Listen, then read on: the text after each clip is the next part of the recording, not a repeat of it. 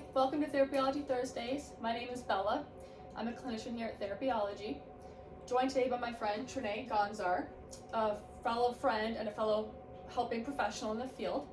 Trinea is the Director of Development at Avalon Healing Center, a sexual assault advocacy nonprofit based out of Detroit. So Trinea, thank you so much for being here today. It is a pleasure to talk about you and your journey and the work you're currently doing at Avalon. So welcome. Thank you so much. How are you doing today? Well, you know, it's Sexual Assault Awareness Month right now. So Yes, that is why we're here, Sexual Assault Awareness Month. yes, it is a busy time for the work that I do. And then I'm pregnant, so I know, thank you, yes. It's been a busy month. Yeah, I can imagine. Yeah, it's really good though. It's always good to be able to speak to this topic, especially when there are others out there that I know that need someone else to speak about this topic. Absolutely. Yeah, so you know, we're at the end of the month, which is always like the push of making sure that we're talking about it through the end, but it's really What does your month look like at Avalon? What have you guys been doing to spread awareness and spread the word? What have you guys been doing? we've attended a couple of the Take Back the Nights, Okay. which are sexual assault and some domestic violence awareness events that happen. They're within different universities in different cities. We have a big walk tomorrow, and we've been really intentional with that to try to keep it just our survivors. Amazing. As we moved into a new space, so we just moved into an actual center that we can be able to provide everything in-house. That's So we bring, special. it's amazing. We bring everything that we can in-house instead of having to send our survivors out and then put more barriers in front of them as far as getting the help that they need. Lots of legislation bills that are being passed right now, so that's really good. That will help everybody. And really just trying to get my bearings in our new space, because it was a huge transition, it was a huge move, but it was really time. Such a full month you've had. Yeah, it's been amazing. That's a lot, but so amazing. So how did you get into this line of work? What has led you to become the Director of Development at Avalon? How did you get here? So I am a survivor of sexual violence. I come from a very public case. I was one of the gymnasts from Lansing, Michigan of the Nassar survivors, the doctor that assaulted all of those Olympic gymnasts and all those hundreds of ladies and athletes that testified 2018. And I actually was told that I need to talk to this woman in Detroit because one of our other survivors, who was much younger than me, after her testifying, she attempted suicide. And you know, as this is happening, I'm thinking, like, okay, so where is everybody? Like, where do we find help now? Because, you know, this happened, and what do we do Where now? do you go? Yeah, where do you Who go? do you talk to? Exactly. How do you find some place? And so I started kind of doing my own research, asking around, mostly for this girl, but also just in general. And went in and talked to Kimberly Hurst, who's the executive director and founder of Avalon Healing Center. And she's a force to be reckoned with as far as this field, because she started this as a physician assistant, being handed a rape kit in the hospital and not ever having any education. And so, you know, patient zero for her is a survivor she'll never forget, because she didn't know how to do what she was being asked to do. She was learning from the she was learning from the ground up. And so really seeing what they were doing, the free work that they offer, the advocacy that they provide, the rape kits that they do, and anyone can come to us at any stage. So it's not, you don't have to have a rape kit done, you could have had the assault happen. So seeing what that was and realizing that I didn't have a resource like that, knowing that there's so many else out there that definitely don't know about that. Such resource. important work. So important. Thank you for doing what you do. That's incredible. I fell into it, really. Yeah. I really have had people asking me, where do we support? How do we give money? And me saying, how do I volunteer? Yeah. And how can I help in this work? Because most survivors of sexual violence, until our case, they were John and Jane Does, naturally. Yeah, absolutely. So, yeah, I fell into the work on this. So you're a survivor, Trinea. You're an advocate, Trinea. Yes. How do you reconcile the two, and kind of wear those two maybe conflicting or complementary hats at the same time? Yeah, they're a little bit of both. So sometimes it's great because I can put on, like when I just spoke at the legislation hearing, the young lady that spoke before me, I had to go fast in advocacy mode. So I just had to say, like, to the legislators, like, I'm really sorry, but I need to go help her right now. Yeah. And so, but they didn't I don't even think that they knew she was going to testify to that, Oh, to really? that depth. And so, yeah, it's really fast that you have to quickly, but it's also experience. So I know what it's like to be in that position, and I know what she's feeling like to be in that position, and somebody needs to be with her. And then also then showing her, I'm going to go up now and testify, and I'm about to support this bill to be changed, and it hasn't changed in 5 years, and we need that to happen. So there's the two hats. And some days when I see someone in that space, it's so triggering for me because it's a reminder of how far I've come, but it's also a reminder that I'm not that space, at least at that moment. Sometimes it can be that, and sometimes it's really triggering. How do you take care of yourself? What do you do as a survivor and advocate to support yourself in your own needs and wants, and to just help yourself through all this? Yeah. It's heavy work. Yes, it is. It's super hard. It's very heavy. It doesn't get easier. Like the work itself doesn't get easier. Lots of breathing. That's been something that I've been. You catch yourself breathing for really quickly, and then you're slowly making yourself in a panic attack because your breathing is so fast. So learning to calm my breathing. Manage your breath. Yes, the breath is really important. And then also therapy for me. Every time I go to do EMDR, I get pregnant, and then they tell me I can't do EMDR. Oh, no kidding. No kidding, because it's too triggering. It can takes you back. Okay. But the therapy itself has been really, really helpful, just to kind of get me to identify where I'm at in my journey. Because even for me, I'm like, I feel crazy right now.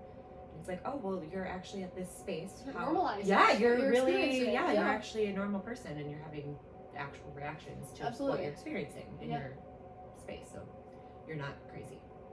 It's so helpful to hear, I think, for all of our listeners, and for you, and for survivors themselves, and for practitioners. Absolutely. It's hard when you think you're crazy.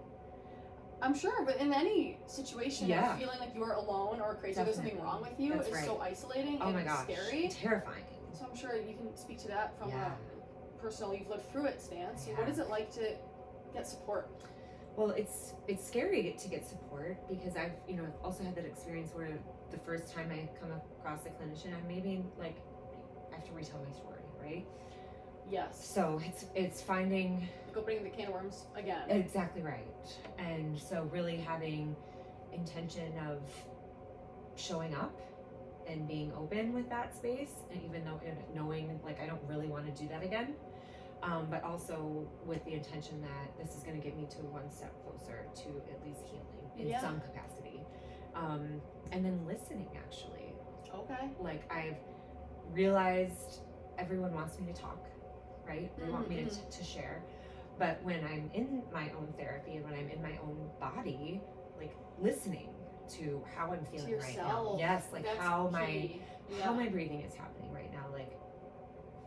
This clinician I'm talking to right now, and this is great, but when I leave, I need to get to my car, and for 5 minutes I sit there and work on my breathing. So advocating for yourself first and foremost, because I feel like then you can't advocate for anybody else if you're not first and foremost doing it for you. Well, and it takes a lot to identify, okay, right now I'm panic breathing.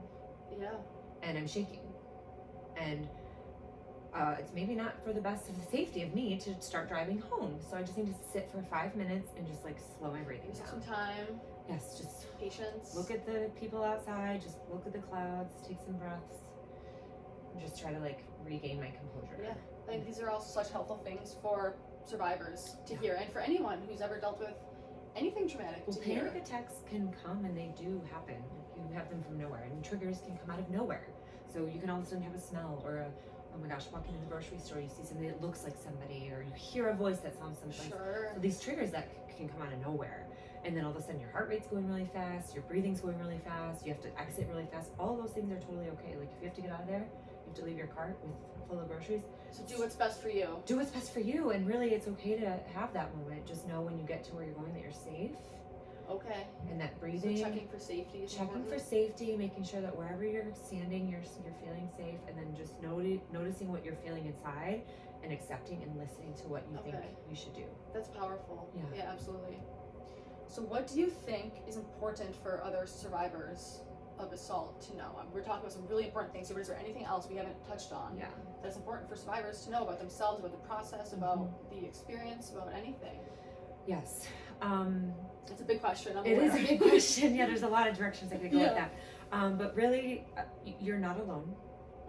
There are others out there, and unfortunately most perpetrators are serial. So most survivors think that this was an isolated experience and it just happened to me, but most often than not, the perpetrator has done it other times to someone else and will do it again.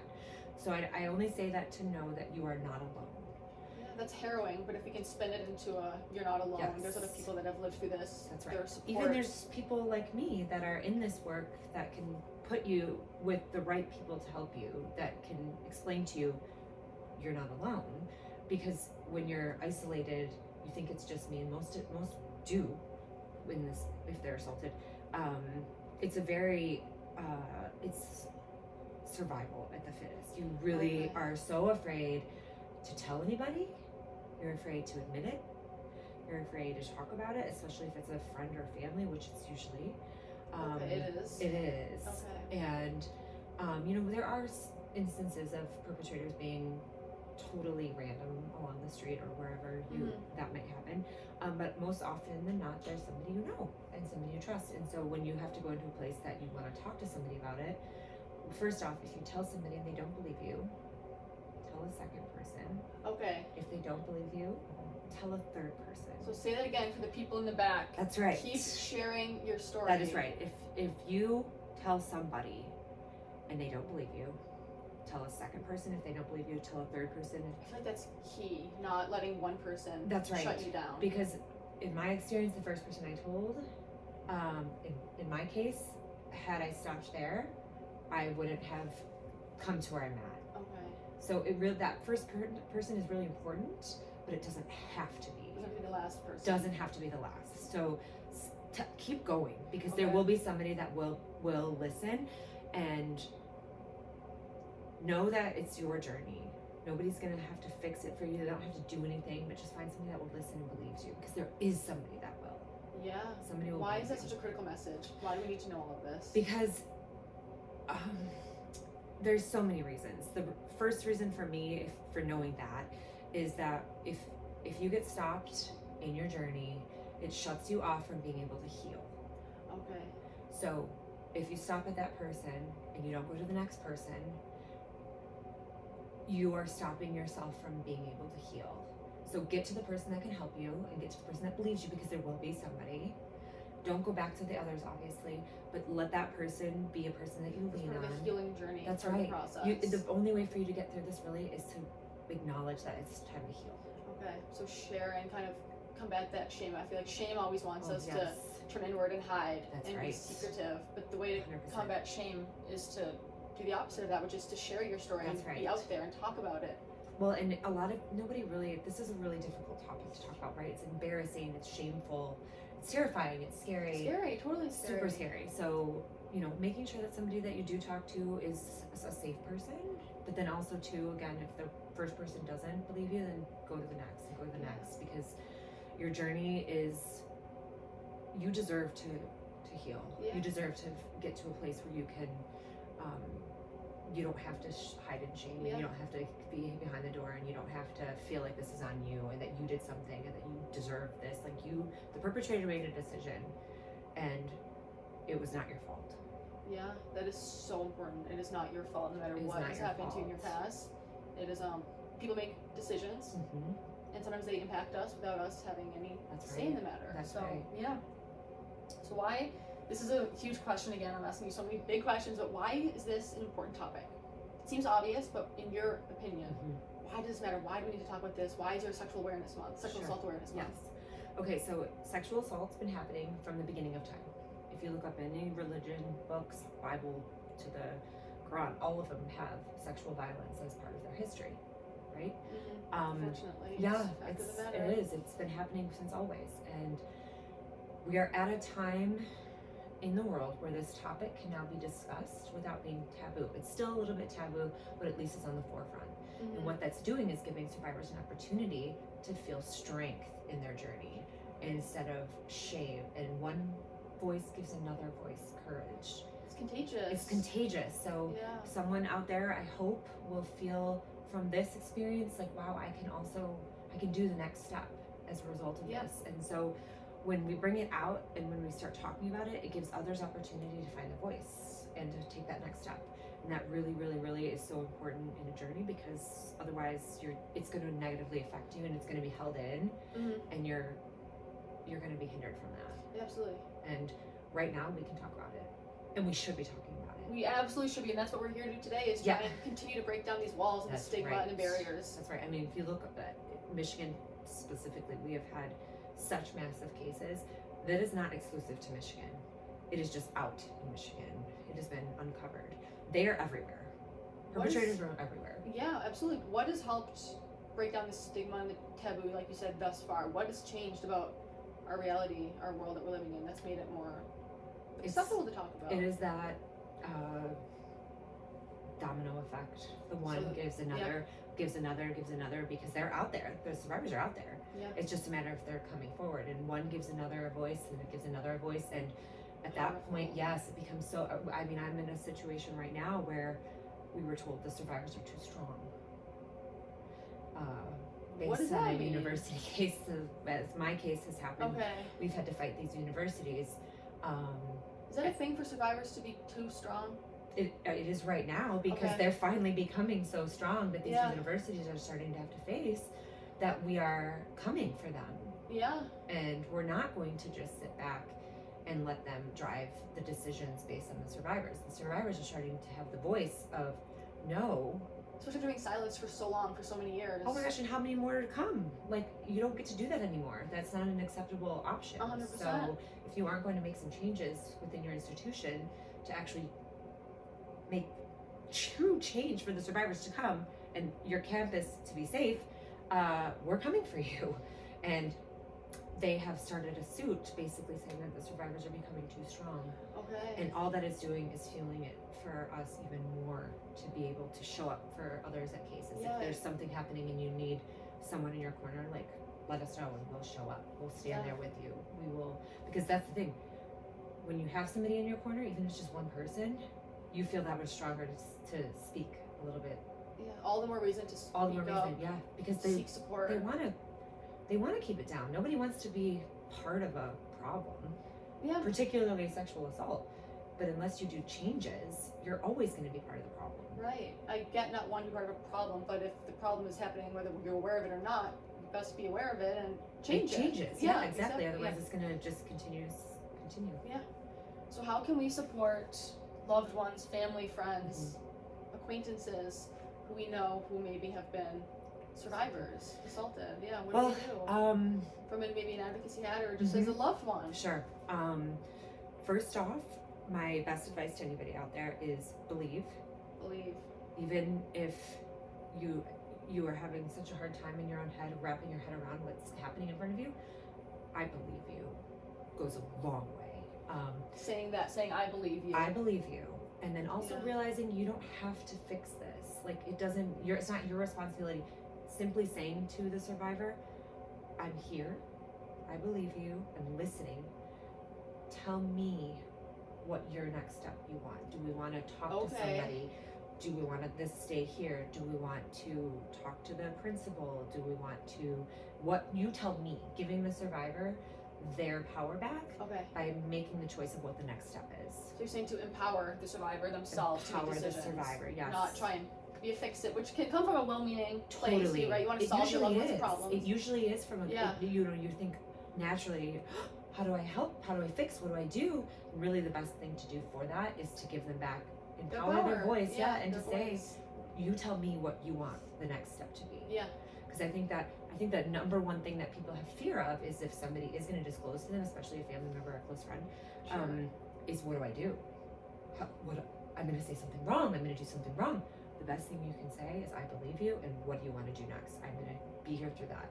That's so important. Such an important message. I hope everybody takes home from this. Yes. I believe you. Yes. It's critical because I'm sure it's just hard. It's just a tricky situation to deal with. Well, and that you go into your natural, like, oh my gosh, why did you go there? Why did you be there? Victim blaming. But you don't even realize that you're doing that and victim shaming because it's again coming from a good place because you're like, oh, I wish you weren't at that party. Like, why did you go that last or whatever? Why did you drive down that alley, or why did you walk alone? Didn't we talk about not walking alone? There's so many different things of like, what we think we should do, I think how we think. Coming from a well-meaning place. It does. It comes from a good place, but at the end of the day, it doesn't help the person The message get is to it the next blames. step. That's right. It totally goes in the wrong direction. So what about those survivors who haven't spoken up yet? How can they build the courage, the fortitude, the strength to come out and share their stories if it's what they want to do? That's Obviously, it's everyone's individual choice. Yep. But what can be done to help people who haven't spoken up yet? Well, there's organizations like ours. Yes, Avalon. Yes, Avalon Healing Center. We're in Detroit. We will support you regardless if you're in our city or not. So you can call and talk to one of our triage nurses. Okay, So that's great. an So option. not just the state of Michigan. It's not just state of Michigan. It's not Okay. just Wayne County. We can do virtual if needed. Okay. But there are places. And first off, I guess my best advice, if somebody's looking to speak out and haven't yet, is to journal. Journal. Okay. Because when you start to think about speaking out, well, when it's possible. So do it when you're ready.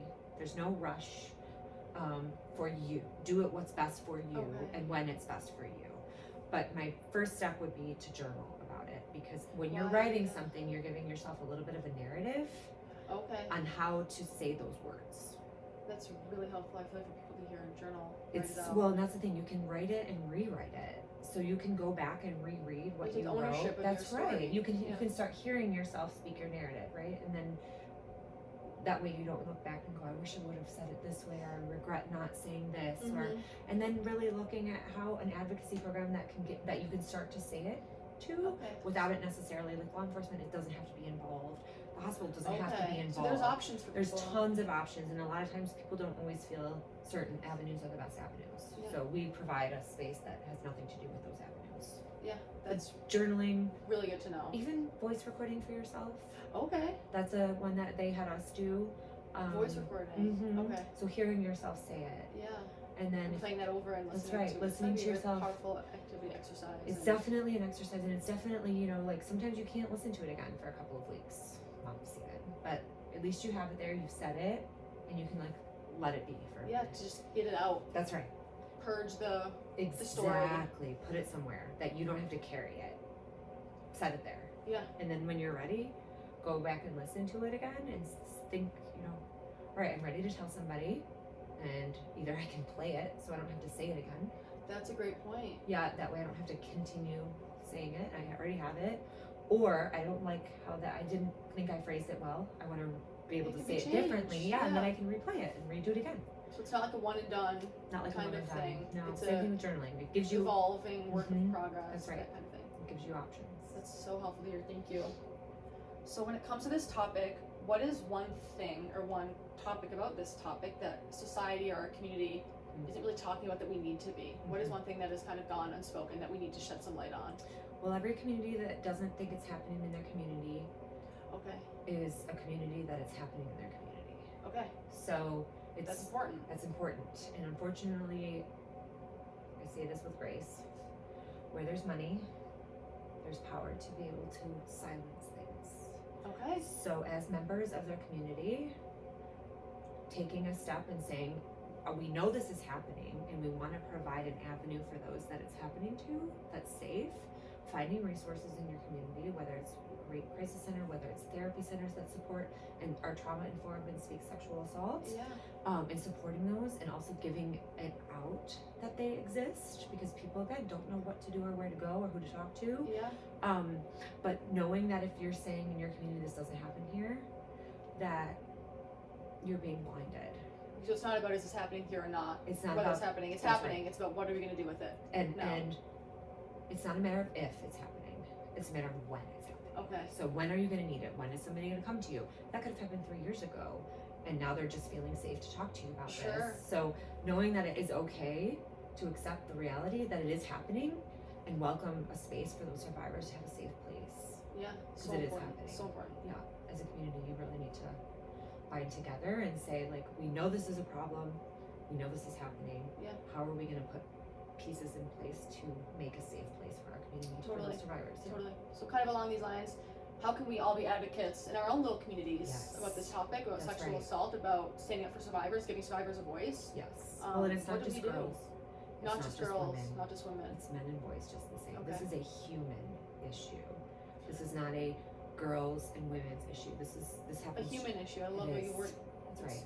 Harrowing, like I said earlier, but it's reality. It's reality. It's just as often based on statistics, it's 1 in 4 or 6 for girls. So when we think of breast cancer, if you were to ask a room of people that know somebody that has had breast cancer, it's 1 in 8. Wow. So 1 in 4 or 6, depending on the statistic, for women. And those are just reports of sexual violence. So we know many go unreported. Okay. For men, it's 1 in 33. And again, we know it's much less than that because it's People are not reports. disclosing Men all and the boys time. have a much lower rate of reporting based on shame and blame and all of like the, rape culture that we have in our Sure. existence at this time. But it's there. It's Sure. just a matter of if they're safe, if they feel safe to talk about it Mm-hmm. or not. Okay. So it starts with all of us. It really does. That's what you're trying to say. Yeah, Yeah. it starts with all of us, and it's really an acceptance of all of us and a reality check. Okay. It's not a matter of if it's going to happen, or at some stage you're going to need someone to help with someone. It's a matter of when. Okay.